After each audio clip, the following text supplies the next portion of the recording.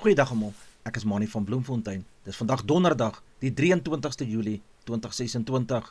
Ons doen die nuus in kollig en ons hoofopskrif vir vandag sê: LPs eis antwoorde, Ramaphosa moet self getuig oor Phala saak.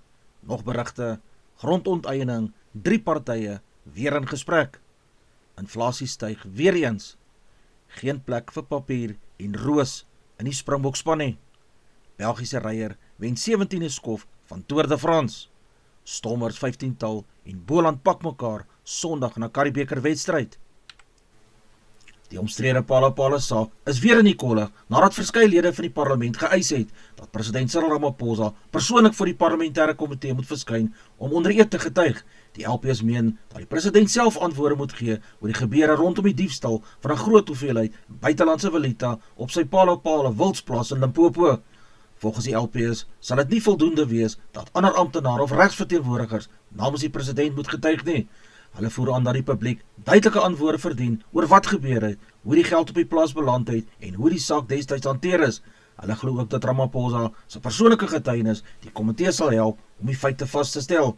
Die Phala saak het reeds jarelang politieke opslag gemaak en bly een van die mees omstrede kwessies in die Suid-Afrikaanse politiek.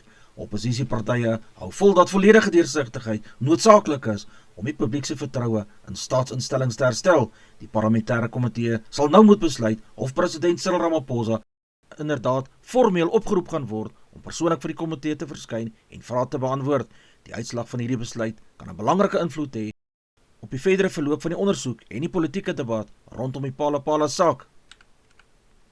Die debat oor grondonteiening sonder vergoeding bly een van die mees omstrede politieke kwessies in Suid-Afrika. 3 politieke partye het die voorgestelde wet die afgelope tyd uit heeltemal verskillende oogpunte beoordeel, wat die diep verdeeldheid oor die onderwerp beklemtoon het. Die ANC voer aan dat die wet nodig is om historiese ongelykhede in grondbesit reg te stel. Volgens die party sal grondonteiening slegs in spesifieke gevalle plaasvind en binne die raamwerk van die grondwet. Die ANC sê die doel is om grondhervorming te versnel sonder om voedselsekerheid of ekonomiese stabiliteit in gevaar te stel. Die Demokratiese Alliansie, die DA, is gekant teen die wet en waarsku dat dit eiendomsreg kan ondermyn en beleggingsvertroue kan benadeel. Die party meen Suid-Afrika behoort eerder bestaande grondhervormingsprogramme beter toe te pas as om nuwe wetgewing in te stel wat onsekerheid kan skep. Die EFF glo weer die wet gaan nie ver genoeg nie. Die party voer aan dat die staat groter beheer oor grond moet hê en dat grondhervorming vinniger moet plaasvind om ekonomiese geregtigheid vir swart Suid-Afrikaners te kan verseker. Die uitlopende standpunte wys hoe sensitief die kwessie van grondhervorming steeds is. Die debat sal na verwagting voortduur, aangesien die uiteindelike toepassing van die wet groot gevolge vir grondbesit, landbou, die ekonomie en die land se toekoms kan inhou. Die sakepersoon Kat Matlala en sy medebeskuldigdes het weer in die Hooggeregshof van Johannesburg verskyn in verband met die beweerde poging tot moord en huurmoordsaak wat groot openbare belangstelling geniet. Die staat beweer dat die beskuldigdes deel was van 'n sameswering om 'n moordaanval te beplan en so ook uit te voer. Tydens die hofverrigtinge is verskeie prosedurele aangeleenthede hanteer terwyl die saak verder voorberei word vir die volgende fase van hierdie verhoor. Al die beskuldigdes handhaaf hulle onskuld en sal na verwagting die aanklagte teenstaan wanneer die verhoor gaan begin. Die saak is reeds verskeie kere uitgestel terwyl ondersoeke afgehandel en verdere bewyse ingesamel word. Die hof het die saak weer uitgestel vir verdere verrigtinge. Die uitkoms van die saak word fyn dopgehou aangesien een van die land se mees opspraakwekkendste beweerde huurmoordsake van die afgelope tyd is. Suid-Afrika se jaarlikse inflasiekoers het tot 5% gestyg, wat beteken dat die gemiddelde prys van goedere en dienste steeds toeneem. Die styging word hoofsaaklik toegeskryf aan hoër voedselpryse, vervoerkoste en die duurder koste van verskeie basiese verbruikersgoedere. Hoewel die inflasiekoers steeds binne die Reserwebank se teiken van 3% tot 6% bly, waarsku ekonome dat huishoudings die druk van stygende lewenskostes al hoe sterker begin voel. Verbruikers betaal meer vir kruideniersware, elektrisiteit, vervoer en ander daaglikse uitgawes. Die hoë inflasie kan ook 'n invloed hê op Suid-Afrikaanse Reserwebank se volgende rentekoersbesluite. As inflasie verder styg, kan die bank besluit om rentekoerse langer onveranderd te hou of selfs te verhoog om prysstygings onder beheer te bring. Vir miljoene Suid-Afrikaners beteken dit die jongste inflasiesyfer dat hulle geld minder koopkrag het, wat begrotings verder onder druk gaan plaas. Kenners sê die ontwikkeling sal nou fyn dopgehou word om te bepaal of inflasie in die komende maande weer begin afneem of verder sal styg. Die internasionale oliepryse het weer skerp gestyg weens toenemende geopolitiese spanning en kommer oor moontlike ontwrigtings Wêreldwye olievoorrade, die stygings plaas verdere druk op lande wat groot hoeveelhede ruolie invoer, waaronder Suid-Afrika. Kenners waarsku dat hoër oliepryse uiteindelik tot duurder brandstofpryse kan lei. Dit verhoog weer die koste van vervoer, voedselverspreiding en ander produkte, wat die lewenskoste van verbruikers verder sal opstoot. Die olieprys word ook beïnvloed deur onsekerheid oor wêreldvraag, produksiebesluite deur groot olieproduserende lande en spanning in belangrike olieuitvoerstreke. Die markte hou die situasie nou fyn dop, aangesien enige verdere ontwrigting pryse nog hoër kan opstoot. Vir Suid-Afrikaanse motoriste en ondernemings kan die jongste stygings beteken dat die brandstof in die komende weke duurder sal word, wat 'n verdere knou vir huishoudelike begrotings en die ekonomie kan wees. Die prys van varkvleis in Suid-Afrika het begin daal nadat 'n ooraanbod in die mark ontstaan het. Volgens kenners is daar tans meer varkvleis beskikbaar as wat verbruikers kan koop, wat produsente en verskaffers dwing om hulle pryse te verlaag. Die daling is goeie nuus vir verbruikers, wat moontlik minder vir sekere varkvleisprodukte by slaghuise en supermarkte sal betaal. Vir produsente is dit egter 'n uitdaging, aangesien laer pryse hulle winsgewendheid onder druk plaas, terwyl produksiekoste steeds hoog bly. Landbouekonome sê die mark sal waarskynlik eers stabiliseer wanneer die vraag en aanbod weer in balans is. Intussen word produsente aangemoedig om produksie en voorraad noukeurig te bestuur om verdere prysdruk te beperk. Kenners sal die mark in die komende maande fyn dophou om te bepaal of laer pryse tydelik is of vir langer tydperke sal voortduur. Die Wallabies se hoofafrigter, Les Kies, het sy voorbereiding begin vir Australië se kragmeting teen die Springbokke in die rugby kampioenskap. Die twee rugbyreëse bak mekaar op 27 September in Perth, in wat na verwagting een van die belangrikste wedstryde van hierdie toernooi sal wees. Kies sal hoop sy span kan tuisveld voordeel benut om die wêreldkampioen onder druk te plaas. Die Springbokke, wat bekend is vir hulle fisieke spel en sterk voorspeler, sal egter as gunstelinge hierdie wedstryd aanpak. Met albei spanne wat waardevolle punte in die rugby kampioenskap wil insamel, word 'n taai en opwindende wedstryd in Perth verwag. Die Karibeker kragmeting tussen die Hollywood Bay Sharks en die Toyota Cheetahs die naweek beloof om 'n groot skouspel van aanvallende rugby te wees. Volgens die Haie se afrigter, Mike Wallace, wil albei spanne die bal laat loop en positiewe rugby speel, wat goeie nuus vir ondersteuners is. Wallace sê die Cheetahs is bekend vir hulle vinnige, aanvallende spel en gevaarlike agterlynbewegings, terwyl die Haie ook daarop ingestel is om met spoed en kreatiwiteit aan te val. Hy verwag daarom 'n oop wedstryd met baie geleenthede vir drieë. Die wedstryd word beskou as een van die hoogtepunte van die Karibeker reeks hierdie naweek, met albei spanne wat waardevolle ligapunte wil insamel. Rugbyliefhebbers kan uitsien na vinnige, harde en opwindende wedstryd tussen twee spanne wat daarvan hou om hardloop rugby te speel. Die Suid-Afrikaanse naloper, Bayanda Walaza, het weer sy wêreldklas gewys deur die 100 meter vir mans by die atletiekbyeenkoms in Slowakye in uitstekende tyd van 9,89 sekondes af te lê.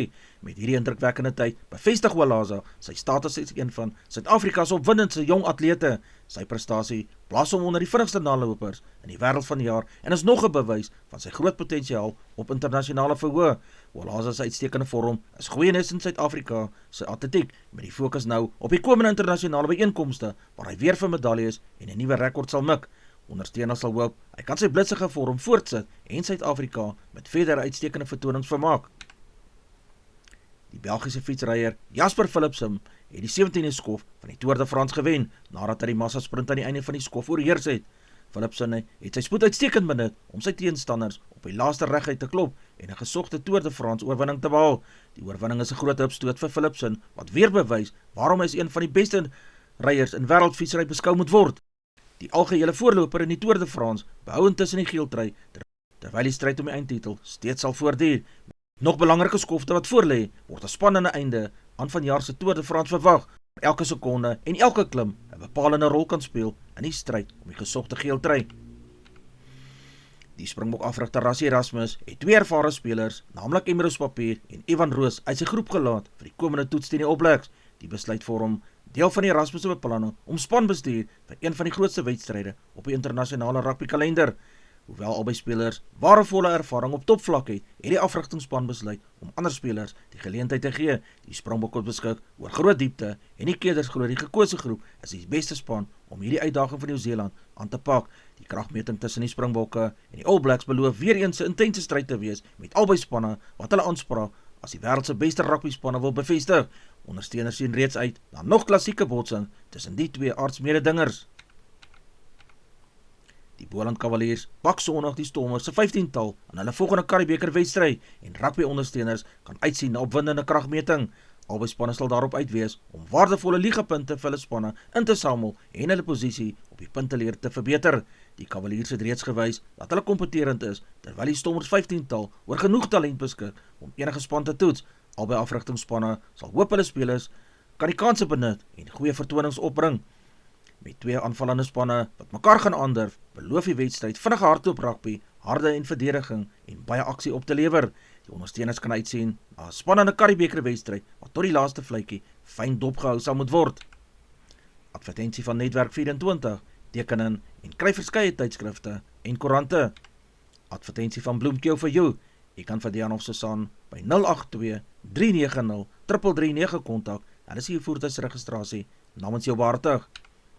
Ons weerberig vir die streek lyk so: Messina 1329, Polokwane 924, Lephalale 1028, Mbombela 1028, Mahikeng 924, Pretoria 924, Johannesburg 1221, Ermelo 621, Kalahari 921, Gaborone 1126, Richards Bay 1531, Pietermaritzburg 1027, Durban 1624, Port St Johns 1123, Pongola 1231, Maputo 1730, Bethlehem 519, Bloemfontein 620, Allewal Noord 719, Welkom 922, Vryburg 824, Kimberley 822, Appington 819, Prieska 919, Springbok 217, Karasburg 619, Keetmanshoop 821, Mariental 923, Alexanderbaai 821,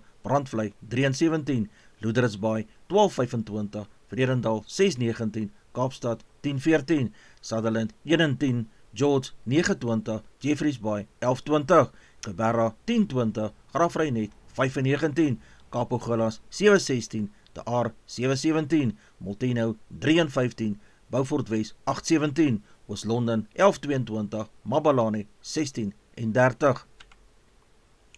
Ons verkorte weerberig per provinsie vir vandag. Limpopo gaan sonnig en warm wees, Mpumalanga sonnig en aangenaam, Noordwes koel in die oggend, warm in die middag, Gauteng sonnig met maksimum temperature in die omgewing van 25 grade Celsius. Die Vrystaat provinsie gaan vroeg koud wees en later aangename temperature kry, KwaZulu-Natal sagte tot warm weer. Noord-Kaap provinsie gaan sonnig die heeldag wees. Die Wes-Kaap gaan koel met matige buie in die oggend wees. Die Oos-Kaap gedeeltelik sonnig en later bietjie warmer in die streke. Gedagte vir die dag, donderdag, herinner ons dat sukses nie oornag kom nie. Elke klein stap vorentoe bring jou nader aan jou doel. Hou aan bou, hou aan glo en moenie moed opgee nie. Die beste kan nog voor lê. Dis al vir vandag. Onthou om te like, deel met jou vriende en jou vriendinne en onthou om te subscribe op my kanaal. 'n Aangename dag word vir almal toegewens.